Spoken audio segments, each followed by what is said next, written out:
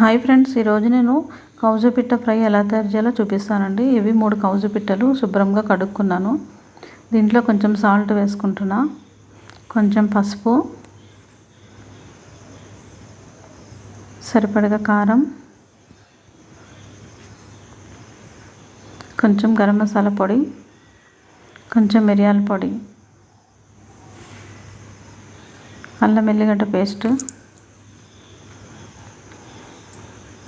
తీసుకుని దాన్ని బాగా కలుపుకోవాలండి. శుభ్రంగా ఎంత ముక్కలకు పట్టాలండి మసాలా అంతా. కలుపుకొని కొంచెం సేపు పక్కకు పెట్టుకోవాలండి.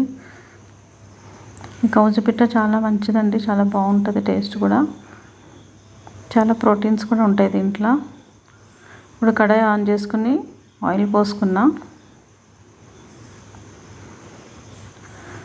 ఆయిల్ కూడా వేడెక్కిందండి. ఇప్పుడు బాగా నానబెట్టుకున్నాం కదా కౌజు పిట్టని అందులో వేసుకోవాలి. ఇదంతా బాగా ఫ్రై అవ్వనివ్వాలి. మరి హై ఫ్లేమ్ పెట్టకుండా కొంచెం మీడియం ఫ్లేమ్లోనే ఫ్రై చేసుకోవాలి.